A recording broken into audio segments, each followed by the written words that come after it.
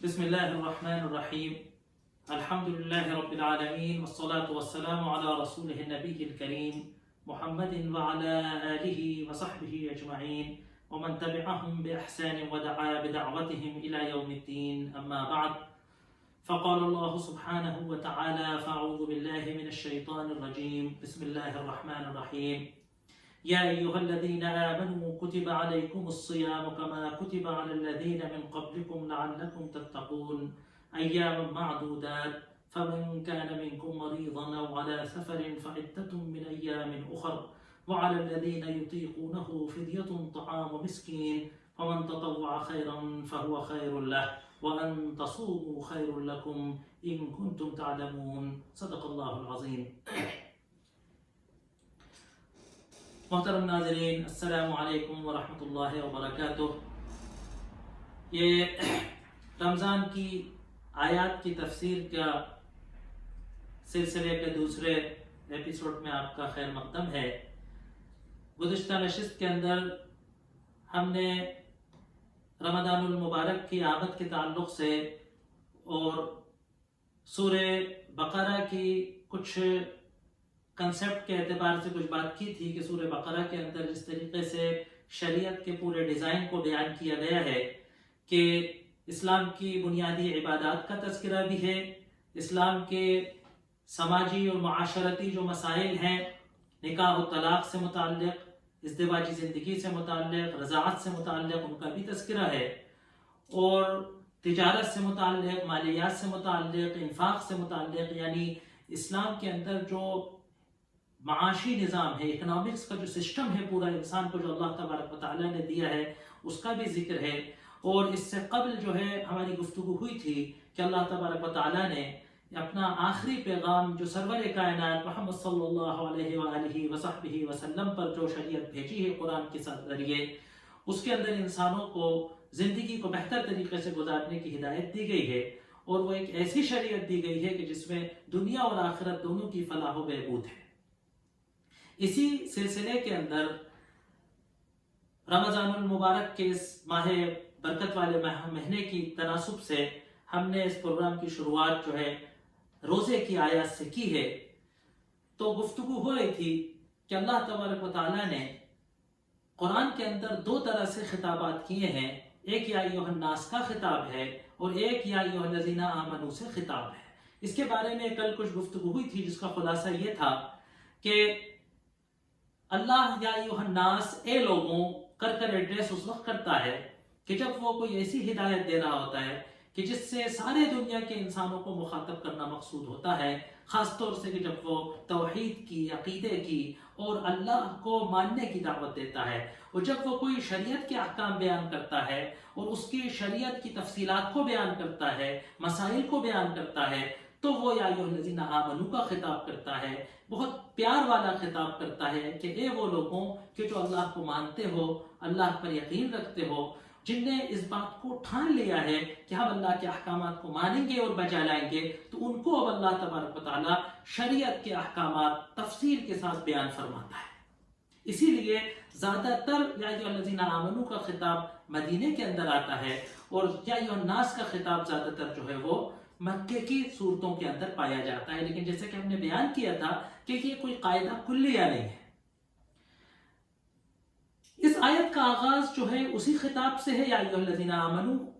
ہم نے بات کہی تھی کہ ایک خصوصیت ہے روزے کی آیات کی، اس صوم کی آیات کی خصوصیت یہ ہے کہ اللہ تبارک و تعالیٰ نے سن 2 ہجری میں جس وقت روزہ فرض ہوا ہے مدینے کے اندر، اس وقت اللہ تبارک و تعالیٰ نے ان آیات کو اتارا اور روزے کے بنیادی مسائل کو، تقریباً روزے کے بنیادی مسائل کو اللہ تبارک و تعالیٰ نے قرآن کے اندر ذکر کیا ہے، اور ایک ہی جگہ سورہ بقرہ کے اس رکوع کے اندر ذکر کیا ہے. اس رکوع کی تشریح کرتے وقت ہم کو یہ بات ذہن میں رہنا چاہیے. روزہ کہتے کسے ہیں؟ روزہ ہم رکھتے کیوں ہیں؟ روزہ ہمیں کب سے کب تک رکھنا چاہیے؟ ان تمام چیزوں کا تذکرہ اصولی انداز پر ان آیات کے اندر اللہ تبارک و تعالیٰ یہاں فرما رہا ہے. یا ایھا الذین آمنوا، اے اہل ایمان، کتب علیکم الصیام، تم پر روزہ لکھ دیا گیا ہے. یہ قرآن کی ایک مخصوص اصطلاح ہے کہ کتبہ کہا جاتا ہے لکھ دینے کو. یہ کسی چیز کے فرض ہونے پر، کسی چیز کو مقرر کر دینے پر، کسی چیز کو خاص طریقے اور خاص مقدار سے، خاص اوقات پر کسی چیز کو فرض کرنے کے لیے کتبہ کا لفظ استعمال کیا جاتا ہے. یہ خاص قرآن کی اصطلاح ہے. اسی سورہ بقرہ کے اندر اللہ تبارک و تعالیٰ نے قتال کے تعلق سے جہاں گفتگو ہوئی ہے وہاں بھی اس لفظ کا استعمال کیا ہے. کتب علیکم القتال، تم پر قتال لکھ دی گئی ہے نا. یہ قتال جہاد کا ایک اسٹیج ہے. جب اس کی ضرورت ہوتی ہے، جب اس کی نوبت ہوتی ہے، جب اسلام کے دعوتی پروسیس جو ایک وسیع عنوان ہے جہاد، اس کا ایک شق ہے قتال. اس کے کچھ احکامات ہیں، اس کی کچھ شرطیں ہیں، اس کی کچھ کنڈیشنیں ہیں. ایسا نہیں ہے کہ کچھ حضرات نے کہا کہ اسلام کا مطلب ہی قتال، اور کچھ حضرات نے کہا کہ نہیں اسلام کا قتال سے کوئی تعلق ہی نہیں صاحب. ایسا نہیں. قتال کا قرآن میں تذکرہ ہے. انشاءاللہ جب قتال سے گفتگو ہوگی تو جہاد اور جہاد کے مراحل اور جہاد کے کنسیپٹ کو انشاءاللہ ہم بیان کرنے کی کوشش کریں گے جب اس کا موقع آئے گا. اللہ تبارک و تعالیٰ جب اس کی توفیق دے گا. تو کتب علیکم القتال، اسی طریقے سے وصیت کے ساتھ جو لفظ استعمال ہوتا ہے اس میں بھی کتبہ کا لفظ آیا ہے کہ تم پر وصیت کو لکھ دیا گیا ہے. تو کتب علیکم الصیام، تم پر ہم نے روزوں کو لکھ دیا ہے. روزے تمہارے اوپر فرض کیے گئے. اب کیونکہ روزہ ایک مشکل عمل تھا، روزہ ایک شاق عمل تھا، ہے نا. دن بھر، خاص طور سے ہم لوگ جب روزے رکھتے ہیں، اللہ تبارک و تعالیٰ توفیق عطا کرتا ہے، ہم لوگ روزے رکھتے ہیں، چھوٹے چھوٹے بچے ماشاءاللہ روزے رکھتے ہیں، ہے نا. تو ہمیں لگتا نہیں ہے، لیکن اگر آپ کسی ایسے انسان کی نگاہ سے دیکھیں کہ جس نے ابھی تک روزہ نہ رکھا ہو کبھی، یا کسی ایسے انسان کی نگاہ سے دیکھیں جو روزہ نہ رکھتا ہو، تو واقعی روزہ بڑا شاق عمل ہے. اور خاص طور سے وہ روزہ کہ جو اللہ تبارک و تعالیٰ نے فرض کیا ہے. کیونکہ بہت سارے وہ روزے جو اللہ نے فرض کیے تھے، لیکن ان لوگوں نے ان روزوں کی کیفیت کو، روزے کی ترکیب کو، اس روزے کی کنڈیشنوں کو بدل لیا ہے. کوئی روزے کے اندر کہتا ہے کہ صاحب اناج نہیں کھاتے بس، کوئی کہتا ہے اتنی دیر نہیں کھاتے، یہ نہیں کھاتے. لیکن یہ روزہ کہ جو اصلی روزہ ہے کہ صبح صادق سے لے کے غروب آفتاب تک تمام کھانے اور پینے کی چیزوں سے رکا جائے، تو یہ دیکھنے میں بڑا شاق عمل ہے.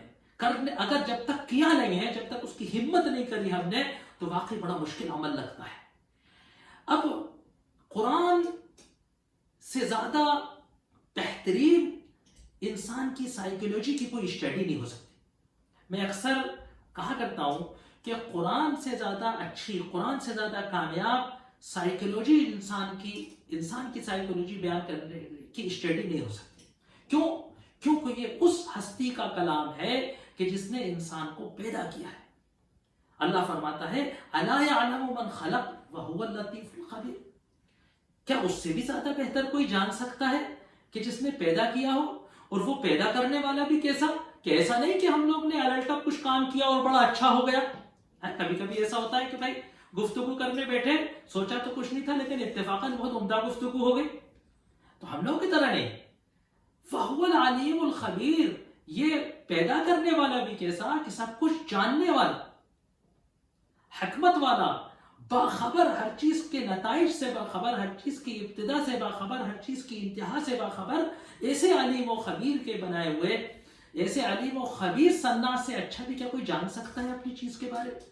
تو یہ اللہ تبارک و تعالیٰ نے کہا کہ انسان کی سائیکولوجی کو ریڈ کرتے ہوئے اللہ کہتا ہے کہ کیونکہ روزہ بڑا مشقت والا عمل تھا، تو اس لیے، اور کیونکہ یہ خطاب اپنے پیار والے انداز میں کیا جا رہا ہے، تو مومنین کو روزے کی فرضیت کے ساتھ ساتھ ایک بات یہ بھی کہی جا رہی ہے کہ یہ شاق عمل، یہ مشکل عمل ایسا نہیں ہے کہ کوئی تاریخ انسانی میں پہلے بار تمہیں کو کرا جا رہا ہے نا. دیکھیے اگر کوئی بڑی مصیبت میں ہم پھنسے ہوں، مشقت کا کوئی عمل کر رہے ہوں، اور یہ پتہ چل جائے کہ یہ مصیبت یا یہ بیماری یا یہ پریشانی یا یہ آزمائش خالی مجھ پر نہیں آئی ہے بلکہ بہت سارے اور لوگ بھی اس میں مبتلا ہیں، تو ذرا غم کم ہو جاتا ہے. تو کہا کما کتب علی الذین من قبلکم، ٹھیک اسی طریقے سے روزہ تم پر لکھا گیا ہے جیسے کہ تم سے پہلے والوں پر اس روزے کو لکھا گیا ہے. اب دیکھیے یہ قرآن کی اس بات میں بڑی صداقت ہے. ویسے تو خیر قرآن کی باتوں میں صداقت ہے ہی، ہمیں کوئی دوسری کتابوں سے، کوئی تاریخی وثائق سے، کوئی دیگر آسمانی پرانی کتابوں سے قرآن کی باتوں کی تصدیق کی گواہی نہیں لینی ہے. قرآن کی ہر بات سچی ہے اس لیے کہ کیونکہ وہ قرآن کی بات ہے. یاد رکھیے گا ہم کہتے ہیں صاحب دیکھیے تورات میں لکھا ہے قرآن کی تصدیق ہو رہی ہے، صاحب دیکھیے فلاں کتاب میں لکھا ہے قرآن کی تصدیق ہو رہی ہے. نہیں، قرآن کی ہر بات ہمارے نزدیک 100% تصدیق ہے، سچی ہے، معتبر ہے. کیوں؟ کیونکہ وہ قرآن کے اندر آئی ہے، کیونکہ اللہ تبارک و تعالیٰ نے اس کو قرآن میں بیان فرمایا ہے.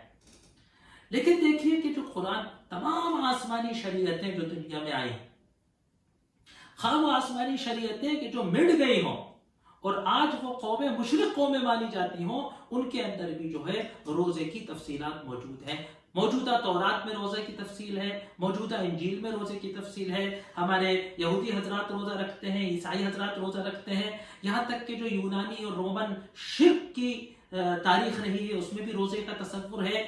اور جو ہمارے پڑوسی قوم ہے ہمارے ملک میں جو ہندو مذہب ہے اس کے اندر بھی روزے کا تذکرہ ہے، اس کے اندر بھی مختلف قسم کے مختلف نوعیتوں کے اچھے مختلف نوعیتوں کے الگ الگ طرح کے الگ الگ وجوہات کے روزے ہیں. لیکن کنسیپٹ روزے کا جو ہے وہ مذہب کے ساتھ موجود ہے. تو جیسے کہ تمام قوموں کو روزہ رکھنے کو کہا گیا، تمہیں بھی اس کے اندر دو چیزیں پتہ چلتی ہیں. کما کتبہ، جیسے کہ تم سے پہلے والوں پر اس روزے کو لکھا گیا تھا. دو چیزیں اس سے پتہ چلتی ہیں.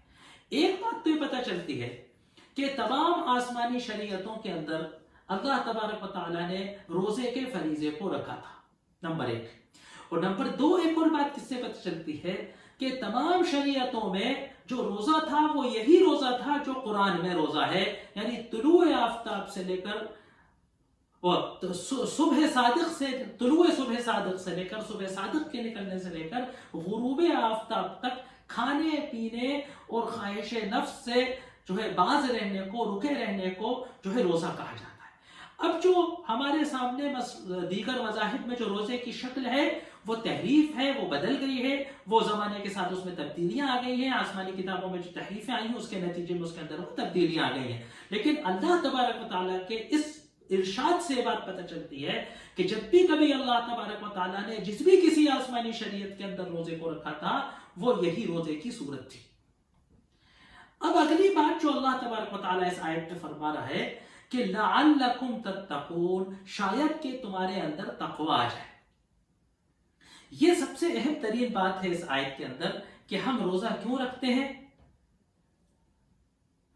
ہم روزہ کیوں رکھتے ہیں یا اللہ تبارک و تعالیٰ نے ہمیں روزہ رکھنے کا حکم کیوں دیا ہے، یہ بات ہمیں معلوم ہونا چاہیے. اس کو اللہ تبارک و تعالیٰ خود بیان فرما رہا ہے کہ لعلکم تتقون، کہ شاید کہ تمہارے اندر تقوی آ جائے، شاید تم متقی ہو جاؤ، شاید تم تقوی کرنا سیکھ لو.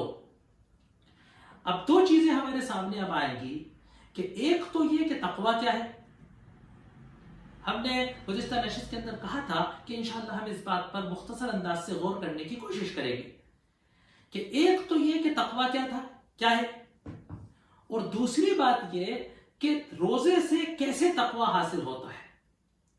روزے میں کیا ایسی چیز ہے، یا روزے میں کیا ایسا ہوتا ہے، یا روزے میں کیا ایسی خصوصیت ہے کہ جس سے ہمارے تقوی کے اندر اضافہ ہوتا ہے، ہمارے اندر تقوی کی صفت آ سکتی ہے، یا یہ کہ ہمیں تقوی سیکھنا، تقوی کرنا، اس روزہ رکھنے سے ہمیں تقوی کرنا آ جاتا ہے. ظاہر سی بات ہے سب سے پہلے ہمیں اس بات کو غور کرنا ہوگا کہ تقوی کیا ہے. تقوی کا تفصیلی مضمون تو ایک مکمل نشست چاہتا ہے، ایک پوری مستقل تحقیق چاہتا ہے تقوی کی. اور آپ کو اگر موقع ملے، کبھی وقت ملے، اگر آپ کو وقت اجازت دے، تو شاید لاک ڈاؤن چل رہا ہے، کام کاج رکے ہوئے ہیں، تو شاید وقت مل سکتا ہے اگر آپ نکالیں. بہت ساری قرآن کی اصطلاحیں ہیں جن کو سمجھنے کا سب سے بہترین ذریعہ جو ہے وہ قرآن ہے. سب سے بہترین ذریعہ قرآن ہے. آپ ایک بار مصحف کو اٹھائیں اور اس نیت سے قرآن کو بسم اللہ الرحمن الرحیم الحمدللہ رب العالمین سورہ فاتحہ سے لے کر قرآن کو سورہ ناس تک اس کی تلاوت ایک بار پوری صرف اس لیے کریں کہ میں اس میں تقوی کی تشریح تلاش کر رہا ہوں. اور جہاں کہیں آپ کو لفظ تقوی ملے، ہدی للمتقین، لعلکم تتقون، اولئک هم المتقین، جہاں ایسی آیت ملے اس کے نمبر کو آپ نوٹ کرتے جائیں. سورہ فلاں آیت نمبر فلاں، سورہ فلاں آیت نمبر فلاں، ایک ڈائری میں اس کو پورے کو نوٹ کر لیجیے. پھر ایک اور بار آپ مصحف اٹھائیے اور ان تمام آیتوں کو کہ جن میں اللہ نے تقوی کا بیان کیا ہے، ان تمام آیتوں کو ایک جگہ ایک ساتھ رکھ کر ان کو ایک ساتھ پڑھیے، ایک ساتھ ان کا ترجمہ پڑھیے، ایک ساتھ ان کی تشریح پڑھیے، ایک ساتھ ان کی تفسیر پڑھیے، تو آپ پر بہترین تقوی کا مفہوم کھل جائے گا، منشرح ہو جائے گا۔ علماء کرام نے، مفسرین کرام نے یہ فرمایا ہے کہ سب سے بہترین قرآن کو سمجھنے کا جو ذریعہ ہے وہ خود قرآن ہے، کہ کسی لفظ کو قرآن کس معنی میں استعمال کرتا ہے، کسی لفظ کو قرآن کس کنسپٹ میں یوز کرتا ہے، اس سے کیا پورا مراد لیتا ہے، وہ قرآن کے ہی مطالعے سے سب سے پہلے پتہ چلتا ہے۔ عربی زبان کے اندر تقوی کہتے ہیں اتقا یتقی تقاتن، بچنے کو تقوی کہا جاتا ہے۔ لہٰذا آپ اگر دیکھیں گے تقوی کے مختلف ترجمے، مختلف مفسرین، مختلف مترجمین اپنے اپنے ذوق کے اعتبار سے تراجم کرتے ہیں، تو مختلف جو ترجمے ہمیں ملتے ہیں کہ کوئی کہتا ہے تقوی کا ترجمہ کوئی لحاظ کرتا ہے، کوئی پرہیز کرتا ہے، کوئی بچنا کرتا ہے، کوئی ڈرنا کرتا ہے۔ ہم ان تمام مفہوموں کو یکجا کر کے مختلف آیات کو اپنے مد نظر رکھتے ہوئے ہمیں بات پتہ چلتی ہے کہ تقوی کہتے ہیں اللہ کی سزا کے ڈر سے، اللہ کی پکڑ کے ڈر سے، اللہ کی پکڑ کے ڈر سے اس کی منع کردہ چیزوں سے پرہیز کرنا، ان چیزوں سے بچنا، ان چیزوں سے پرہیز کرنا جو اللہ تبارک و تعالیٰ نے منع فرمائے، حرام چیزوں کو ارتکاب، حرام کے ارتکاب سے بچنا، مکروہات کے ارتکاب سے بچنا، وہ چیزیں جو اللہ نے منع فرمائی ہیں ان سے بچنے کو، اور جو چیزیں اللہ نے فرض کی ہیں ان کے نہ کرنے سے بچنے کو۔ ہاں دیکھیے ضمن ایک بات آ گئی، بہت سے لوگ ایسے ہیں دنیا میں کہ جو حرام کو تو حرام سمجھتے ہیں، اگر ان سے کہیں گے کوئی حرام کام کرو، نعوذ باللہ چوری کرو، تو کہیں گے توبہ توبہ استغفر اللہ صاحب، چوری تو اللہ نے حرام کری ہے، زنا تو اللہ نے حرام کیا ہے، شراب نوشی تو اللہ نے حرام فرمائی ہے، فلاں جانور کا گوشت کھانا تو اللہ نے حرام کیا ہے، توبہ توبہ استغفر اللہ۔ لیکن آپ اندازہ کریں گے کہ وہ اسلام کے فرائض بڑی بے تکلفی سے چھوڑ دیتے ہیں، نماز نہیں پڑھتے، روزہ نہیں رکھتے، زکوٰۃ نہیں دیتے، والدین کی نافرمانی کر لیتے ہیں۔ ایک بات بہت ذہن میں رکھنا چاہیے کہ حرام چیزوں کو کبائر کو ذکر کرایا جاتا ہے کہ سب چوری حرام، شراب پینا حرام، خنزیر کا گوشت کھانا حرام، لیکن ان تمام حراموں سے پہلا ایک حرام کیا ہے کہ کسی فرض کو جان بوجھ کر چھوڑ دینا، ایک نماز جان بوجھ کر قضا کر دینا، ایک روزہ جان بوجھ کر قضا کر دینا، جان بوجھ کر زکوٰۃ فرض ہونے کے بعد ادا نہ کرنا، ہے نا، یہ جو فرائض ہیں اللہ تبارک و تعالیٰ کے، ان کو نہ کرنا خود اپنے آپ میں ایک کبیرہ ہے۔ تو کبائر کا ارتکاب نہ کرنا، اللہ کے خوف سے، اللہ کے لحاظ سے، اللہ کی منع کردہ چیزوں کو سے بچنا، اس کو تقویٰ کہتے ہیں، ہے نا، اسی کو لحاظ کہتے ہیں، اللہ کی پکڑ کا، اللہ کے ناراض ہونے کا لحاظ۔ قرآن کے اندر اللہ تبارک و تعالیٰ سے ڈرنے کے لیے لفظ خوف کا بھی استعمال ہوا ہے اور لفظ خشیت کا بھی استعمال ہوا ہے۔ ان دونوں لفظوں کے مطلب میں عربی میں تھوڑا سا فرق ہے۔ خوف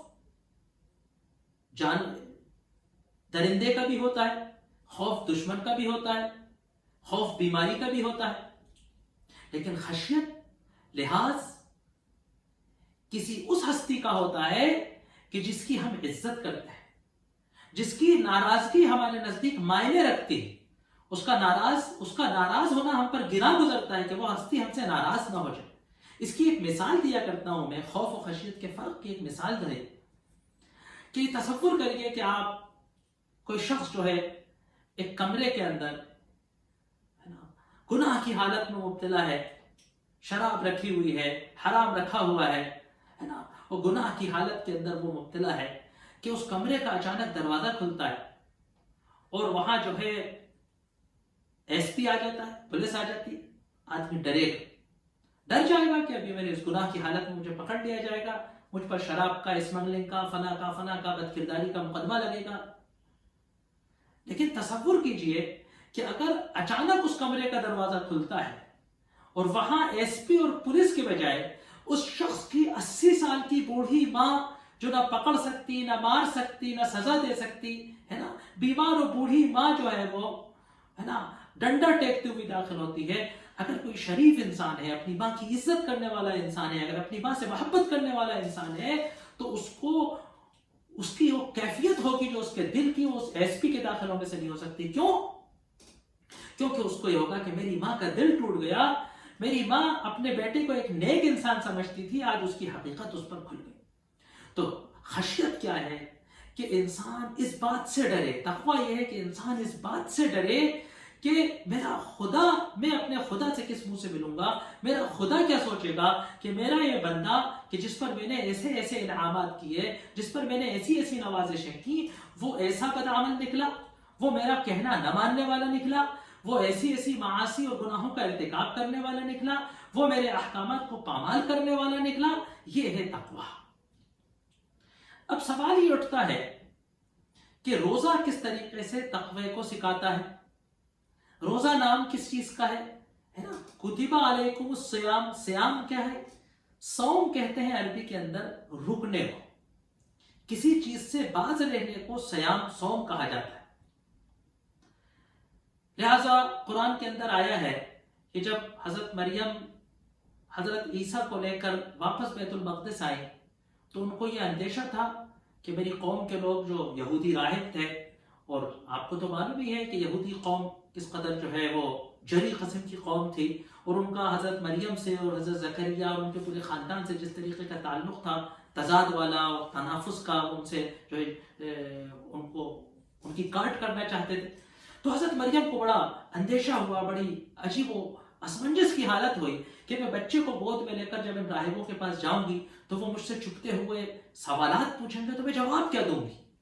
تو اللہ نے فرمایا کہ ہم معجزے کے ذریعے جواب دیں گے، تم کچھ مت کہنا، اور جب تم میں سے کوئی ملے تو کہنا کہ انی نذرت للرحمن صوما، آج میں نے رحمان کے لیے روزہ رکھ چھوڑا ہے، فلن اکلم اليوم انسیا، تو باز رہنے سے کہ میں بات نہیں کروں گی آج.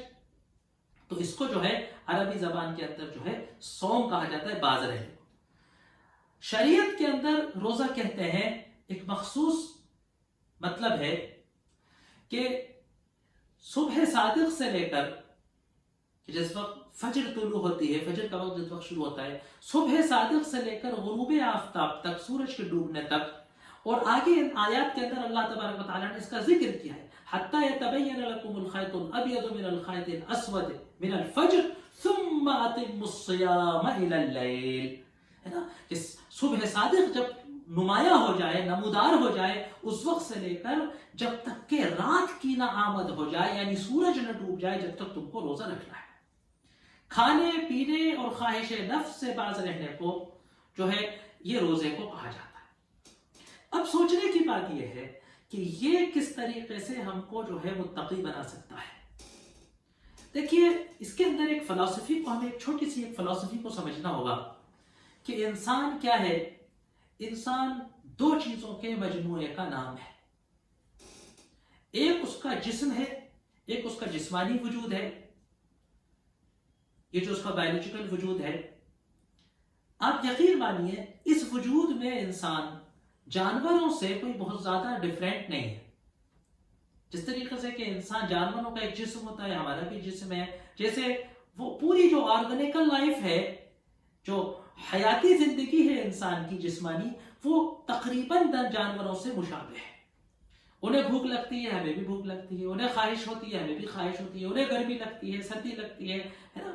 تو یہ جسم ہے، اس کی کچھ ضرورتیں ہیں، اس کے کچھ تقاضے ہیں. اگر اس کو کھانا پینا نہیں ملے گا تو یہ کمزور ہو جائے گا، بیمار ہو جائے گا، مر جائے گا، اس کی نشو و نما نہیں ہوگی. اگر اس کو مناسب گرمی اور سردی کا ایک حد سے زیادہ نہیں ہوگا تو یہ جو ہے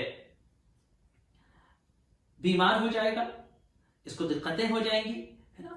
تو یہ اس کی جسم ہے، اس کے کچھ تقاضے ہیں. اور ایک ہمارا وجود ہے روح کا.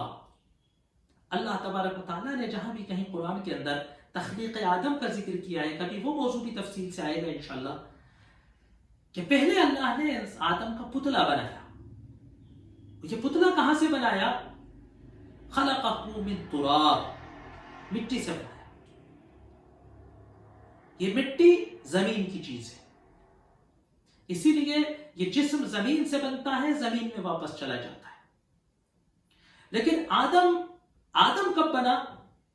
آدم نے حقیقت کب اپنائی؟ آدم کا اصلی انسانی وجود کب سامنے آیا؟ کہ جب اس جسم کے اندر، اس مٹی کے پتلے کے اندر نفخنا فیہ من روحنا، جب ہم نے اس کے اندر اپنی روح پھونک دی. تو یہ جو روح ہے یہ آسمانی چیز ہے، یہ ملکوتی چیز ہے، یہ ملائے اعلیٰ سے آئی ہے، اور جسم اسفلی چیز ہے، زمین سے آئی ہے. ان دونوں کا اندماج، ان دونوں کا مل جانا انسانی وجود کا نام ہے، اور اس کا ختم ہو جانا موت ہے. اس روح کا جسم میں آنا حیات. کہا رحم مادر کے اندر اللہ فرشتے کو بھیجتا ہے جو رحم مادر کے اندر جو ہے انسان کی روح ڈالتا ہے، اور وہ رحم مادر کے اندر جو ایک بایولوجیکل ایک چیز پنپ رہی تھی، ایک جو نطفہ پنپ کر تو بچہ بن رہا تھا، جنین بن رہا تھا، روح پڑنے سے وہ انسان قرار دیا جاتا. اور جب کوئی انسان اپنی موت کا وقت آتا ہے اور یہ روح اس کے جسم سے واپس پرواز کر جاتی ہے، نکل جاتی ہے، تو اسی کو موت کہا جاتا ہے. جسم سے روح کا جدا ہو جانا یہ موت ہے. موت انسانی وجود کے خاتمے کا نام نہیں ہے. موت انسان کے اس جسم میں روح کی سکونت کے ختم ہو جانے کا نام ہے. انسان کا وجود تو ابھی باقی ہے، تبھی تو وہ عالم برزخ کا سامنا کرے گا، عالم قبر کا سامنا کرے گا، آخرت کا سامنا کرے گا، حساب و کتاب کا سامنا کرے گا، اور پھر حقیقی ابدی زندگی میں رہے گا. تو انسانی وجود تو باقی ہے، صرف اس جسم سے اس کی روح کی سکونت ختم ہونے کا نام موت ہے. تو انسان ان دو چیزوں کا نام ہے، جسم کا اور روح کا.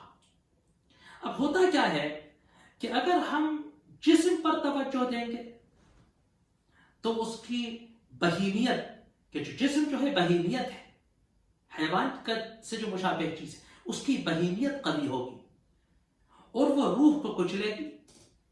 چنانچہ انسان کھانے پینے میں، بسیار خوری میں ایک درندے جیسا ہو جائے، اور ایک چوپائے جیسا ہو جائے گا. ایک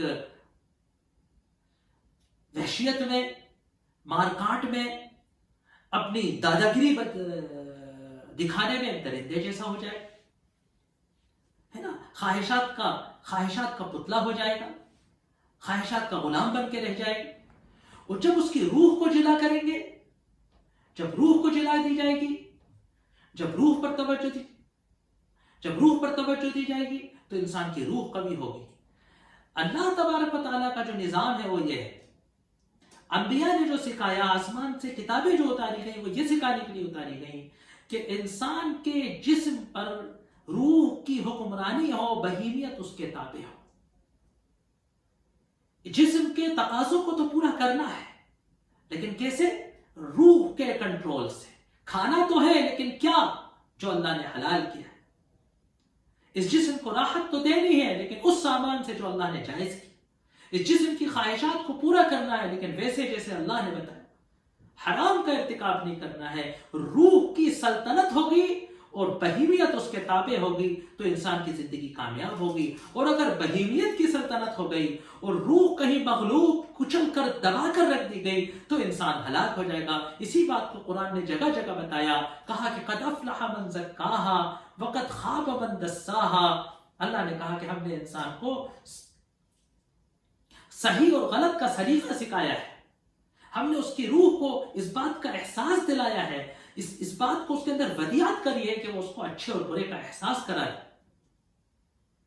تو کہا کہ قد افلح من زکاہا، بس کامیاب ہو گیا وہ کہ جو روح کو جلا کر دے، جو روح کو پاکیزہ کر لے، اور اس کی روح نمودار ہو کر اس کی جسم کو ہدایت کرے کہ تمہیں کیا کرنا ہے اور کیا نہیں کرنا. وقت خاب من دساہا، اور نامراد و ناکام ہو گیا وہ کہ جو روح کو آلودگیوں میں دھسا دے اور اس کی روح پستہ ہو جائے اور وہ جسم پر حکمرانی نہ کر پائے اور انسان جو ہے وہ بہیمیت کا پتلا بن کر رہ جائے. جب ہم روزہ رکھتے ہیں تو ہماری بہیمیت کمزور ہوتی ہے. ہماری بہیمیت کٹتی ہے، ہماری جسم کو کھانے پینے اور اس کی خواہشات کو اس سے جب روکا جاتا ہے تو اس کو خواہشات سے باز رہنے کی عادت ہوتی ہے. لیکن یہ کب ہوگا؟ یہ اس وقت ہوگا کہ جب ہم روزے کو خواہشات نفس کو باز رکھنے کی چیز سمجھ کر کریں. ہم تو صرف کیا کرتے ہیں کہ ہم اپنے کھانے پینے کے اوقات کو صرف بدل دیتے ہیں، لیکن ہم کھانے پینے اور غفلت اور اپنی جسم اور بہیمیت کی لطف اندوزیوں کو شاید مجھے لگتا ہے کبھی کبھی کہ رمضان کے عام زمانے سے زیادہ ہم رمضان کے اندر غفلت کا شکار ہو جاتے ہیں. ہمیں اپنے جسم کو اس مشقت میں ڈالنا ہے، ہمیں روح کو جلا کر کے جسم کے اوپر سلطنت پر لانا ہے. جب انسان اپنی جائز چیز، اللہ نے جو اس کے لیے چیزیں جائز کی تھی، کھانا پینا اور خواہش، جائز نہیں بلکہ میں کہتا ہوں کہ وہ چیزیں کہ جو اللہ نے انسانی جسم، انسان کی ضروریات زندگی بنائی، اس کی بنیادی ضرورتیں ہیں جن کو اگر ایک عرصے تک نہ ملے تو وہ مر جاتا ہے. جب انسان اپنی بنیادی ضرورتوں سے باز رہے گا اللہ کے حکم کے لیے تو یقیناً پھر یہ انسان اگر اس کنسیپٹ کو انسان سمجھ جائے کہ اللہ کا حکم میرے نزدیک معنی رکھتا ہے، اگر اللہ مجھے منع کرے گا تو میں بنیادی چیزوں سے بھی رک جاؤں گا، اگر مجھے اللہ منع کرے گا تو میں اپنی زندگی کی ضرورتوں سے بھی رک جاؤں گا، اگر اللہ مجھے منع کر دے گا تو میں جائز چیزوں کو بھی چھوڑ دوں گا. ایسا انسان پھر اللہ کی حرام کردہ چیزوں کو، ان چیزوں کو کہ جن کو اللہ چلا چلا کر قرآن میں حرام قرار دیتا ہے، ان چیزوں کو کہ جن کو سرور کائنات حرام بتاتے ہیں، وہ پھر انسان بے جسارت کے ساتھ، دیدہ دلی کے ساتھ، بے غیرتی کے ساتھ ان کا ارتکاب کرے. یقیناً ایسا انسان ایسا نہیں کر سکتا. اگر ہم اس بات پر غور کریں تو ہمیں سمجھ آئے گا کہ کس طریقے سے روزے کا عمل اور مستقل ایک مہینے اس روزے کو رکھنا اور مستقل ایک مہینے اس ماحول کے اندر رہنا اور مستقل اس طریقے سے عبادتوں کی ایک تربیت کے زمانے میں رہنے سے کس طریقے سے ہمارے اندر تقویٰ آ سکتا ہے، یہ ہمیں سمجھنا آسان ہو جائے. انشاءاللہ مزید جو آگے آیتیں آ رہی ہیں جس کے اندر سب سے اہم موضوع جو اب اگلے آ رہا ہے کہ قرآن اور رمضان کا تعلق، انشاءاللہ ہم اس کو بیان کریں گے. وآخر دعوانا ان الحمدللہ رب العالمین.